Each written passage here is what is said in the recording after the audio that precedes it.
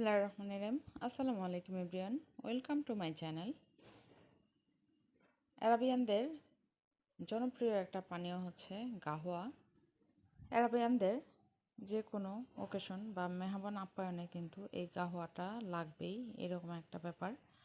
আরাবিয়ানরা এটা কিন্তু ইফতারের পরেও খেয়ে থাকে, যেমন মক্কা মদিনাতে কিন্তু ইফতারের পরে এটা দিয়ে আপ্যায়ন করা হয়ে থাকে। আর এটা কিন্তু ইনস্ট্যান্ট একটা গায়ে শক্তি যোগায়। ইফতারের পরে কিন্তু ক্লান্তি একটা ভাব চলে আসে শরীরে, এই পানীয়টা পান করলে কিন্তু সেই ক্লান্তিটা আর আসে না। এটা এতটাই উপকারী। আশা করছি আজকের রেসিপিটা সবার খুবই ভালো লাগবে। আজকে তৈরি করে দেখাবো গাহওয়া, অ্যারাবিয়ান গাহওয়া।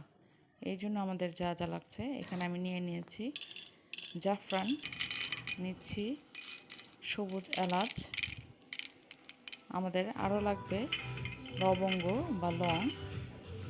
এর সাথে যেটা মেন উপকরণ সেটা হচ্ছে কফি। ওরা কিন্তু কফি বীজ দিয়ে তৈরি করে, লাইট কফি বীজ। আমার কাছে যেহেতু লাইট কফি বীজ নাই, আমি এখানে নেসকফে ক্লাসিক্যাল যে কফিটা আছে সেটা ইউজ করছি। আপনারা আবারও উপকরণটা একটু ভালো করে দেখে নেন।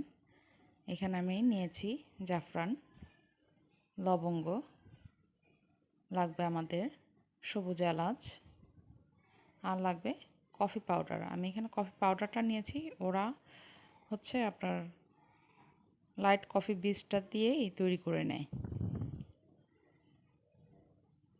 এটা বানানো খুবই সহজ, এই রমজানে একবার হলেও বানিয়ে খেয়ে দেখবেন। আশা করছি সবার এটা খুবই ভালো লাগবে। তো চলুন এটা তৈরি করতে চলে যাই। আমি প্রথমে একটা ব্লেন্ডার জগে এলাচ দিয়ে দিচ্ছি। এলাচ দিয়েছি 1/4 কাপ। লবঙ্গ দিয়ে দিব এখানে 1 চা চামচ। কফি পাউডার দিয়ে দিব 1/3 কাপ। আমি এখানে আবারও কিছুটা ঢেলে নিচ্ছি, যেহেতু ওখানে 1/3 কাপ ছিল না, ওখানে 1/4 কাপের মতো ছিল। তো আমি আবার ঢেলে ব্লেন্ডার জগে দিয়ে দিচ্ছি। আর জাফরান নিয়েছি 1.5 চা চামচ। সবগুলো উপকরণ ব্লেন্ডারে দিয়ে এখন এটাকে আমি একদম গুঁড়া করে নিব। খুবই ভালো করে ব্লেন্ড করে নিতে হবে,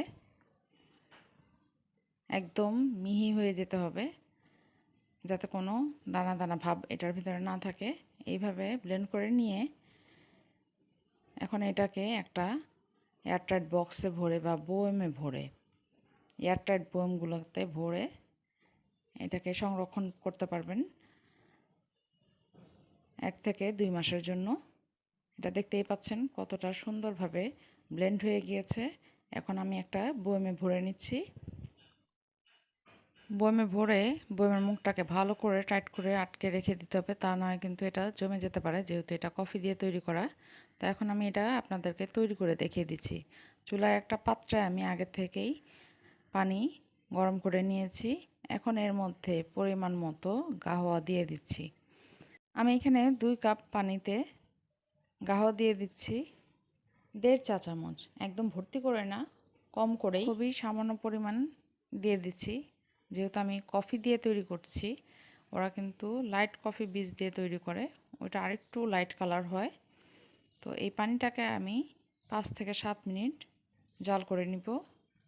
জাল করা হয়ে গেলে দেখতেই পাচ্ছেন কালারটা কি সুন্দর এসেছে। আমাদের গাহওয়া কফিটা একদম রেডি। আমি একটা চায়ের পাত্রে ঢেলে নিচ্ছি। এটার ভিতরে কিন্তু কোনো প্রকার চিনি দিতে হয় না, চিনি বা মধু কিছুই লাগে না। এটা খেতে হয় খেজুর দিয়ে। অ্যারাবিয়ানরা কিন্তু খেজুর দিয়ে এটাকে পরিবেশন করে থাকে। আমি যখন প্রথমে খেয়েছিলাম মদিনাতে, আমার কাছে খুব বেশি একটা ভালো লাগেনি, মনে হয়েছে বেস্বাদ কেমন একটা। কিন্তু তখন আমি তো বুঝতে পারিনি। যখন এটা আমি খেজুর দিয়ে খেয়েছি, আলহামদুলিল্লাহ এত বেশি ভালো লাগছে, এখনও আমি এটার স্বাদ ভুলতে পারি না। তো ওই জন্য আমি বাসায় তৈরি করে নিয়েছি আর আপনাদের সাথেও এটা শেয়ার করছি।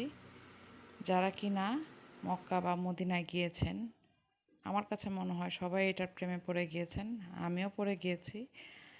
আমার তো খুবই পছন্দ, আমার মেয়েরও খুব পছন্দ। আশা করছি আপনাদেরও খুব ভালো লাগবে। আমার এই রেসিপিটা যদি আপনাদের ভালো লেগে থাকে, তো আমার চ্যানেলটিকে সাবস্ক্রাইব করে আমার পাশেই থাকবেন। আজ এই পর্যন্তই। সবাই ভালো থাকবেন, সুস্থ থাকবেন, আমার জন্য দোয়া করবেন। আল্লাহ হাফেজ।